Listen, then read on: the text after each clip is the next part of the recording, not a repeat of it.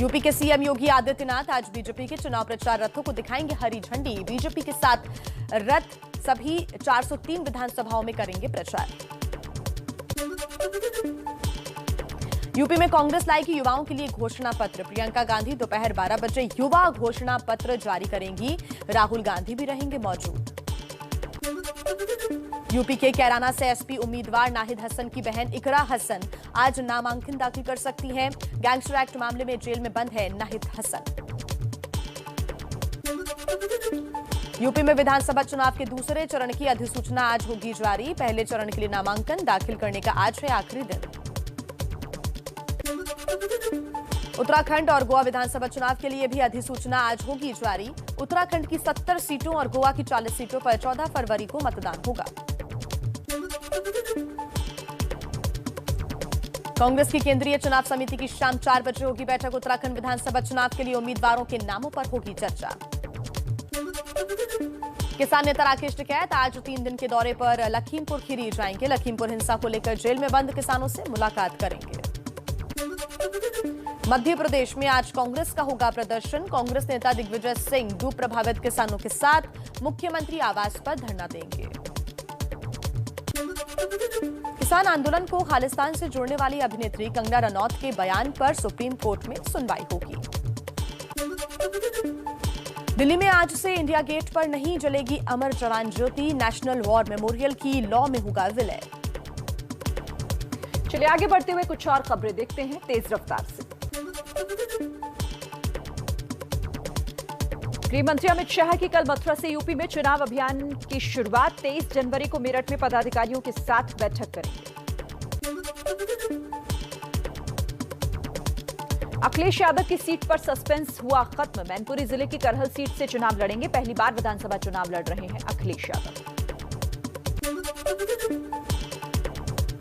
गोरखपुर से सीएम योगी के खिलाफ बीजेपी के कद्दावर नेता रहे दिवंगत उपेंद्र दत्त शुक्ला की पत्नी शुभावती को उम्मीदवार बना सकती है समाजवादी पार्टी। बीजेपी के मौजूदा विधायक राधा मोहन अग्रवाल के भी संपर्क में है एसपी।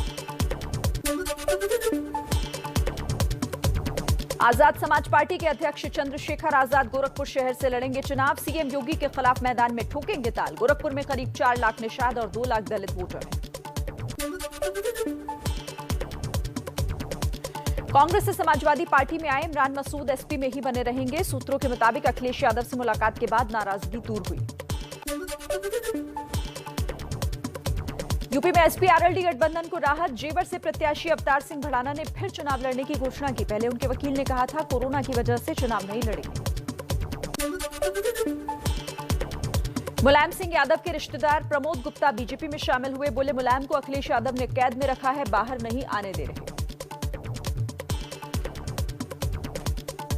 नेताजी को कैद कर रखा है अखिलेश जी ने। वो विक्रमादित्य मार्ग से निकल नहीं पा रहे हैं, किसी से मिलने नहीं दिया जा रहा है।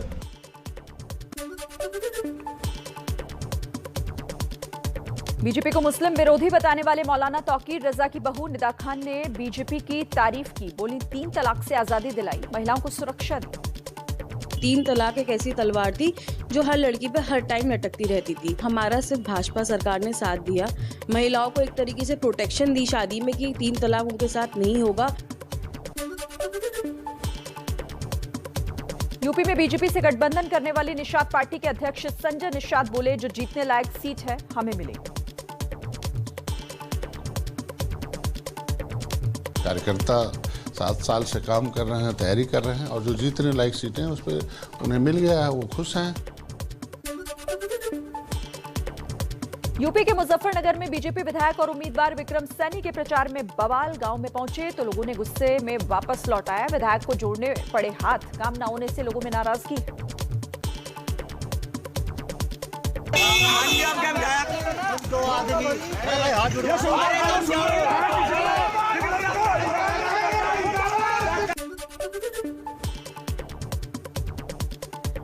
मेरठ के सरधना से विधायक संगीत सोम का अखिलेश पर निशाना। कहा मुलायम ने अजीत सिंह को खत्म किया, अब अखिलेश जैन को खत्म कर रहे हैं। ओवैसी को नहीं पता। मुलायम सिंह यादव जी ने अजीत सिंह को खत्म किया था और आज अखिलेश यादव जी ने खत्म कर दिया उनके बेटे को। ओवैसी कहाँ है इस पूरे समीकरण में? देखिए ये हैदराबाद नहीं है, यहाँ उत्तर प्रदेश से अगर हैदराबाद की गलती यहाँ करनी शुरू कर दी तो बहुत तगड़ा जवाब मिलेगा।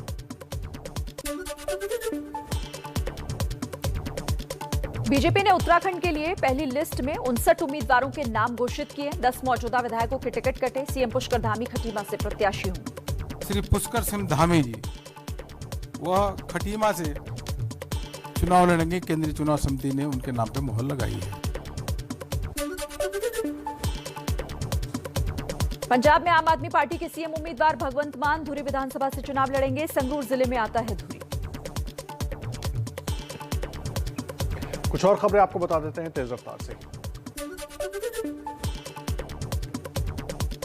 पंजाब के मुख्यमंत्री चन्नी के रिश्तेदार के घर ईडी की छापेमारी को लेकर कांग्रेस ने चुनाव आयोग से शिकायत की। चन्नी को बदनाम करने का आरोप लगाया। पंजाब के अंदर सरदार चरणजीत सिंह चन्नी मुख्यमंत्री पंजाब के खिलाफ एक घटिया, सस्ता और बेबुनियाद षड्यंत्र करने में लगे हैं, बदनाम करने की साजिश कर रहे हैं।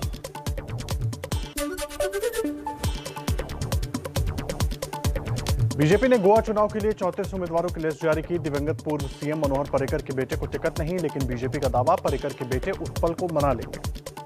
उत्पल पर्रिकर या पर्रिकर जी का परिवार ये हमारा परिवार है, ये हमारे सारे करीबी लोग हैं। गोवा के सीएम प्रमोद सावंत का बयान। दिवंगत नेता मनोहर पर्रिकर के बेटे उत्पल पर्रिकर से हो रही है बातचीत। चुनाव लड़ने के लिए 2 सीटों की पेशकश की गई है। गोवा में बीजेपी के लिस्ट आने के बाद बगावत। पूर्व सीएम लक्ष्मीकांत पार्सेकर और डिप्टी सीएम चंद्रकांत कवलेकर की पत्नी टिकट नहीं मिलने से नाराज। निर्दलीय चुनाव लड़ेंगे दोनों नेता। गोवा विधानसभा चुनाव में शिवसेना 10 सीटों पर लड़ेगी। एनसीपी के साथ हुआ गठबंधन। शिवसेना के संजय राउत बोले, पर्रिकर के बेटे अगर निर्दलीय लड़ेंगे तो हम उनको समर्थन देंगे। पर्रिकर जी के बारे में हमारे मन में भावना है, उनका बेटा अगर चुनाव लड़ना चाहता है बतौर इंडिपेंडेंट कैंडिडेट तो जरूर हम उनको मदद करेंगे। गोवा में कांग्रेस ने 5 और उम्मीदवारों की घोषणा की। पणजी सीट से एल्विस गोम्स को टिकट दिया। पिछले चुनाव में आप के सीएम उम्मीदवार थे एल्विस गोम्स।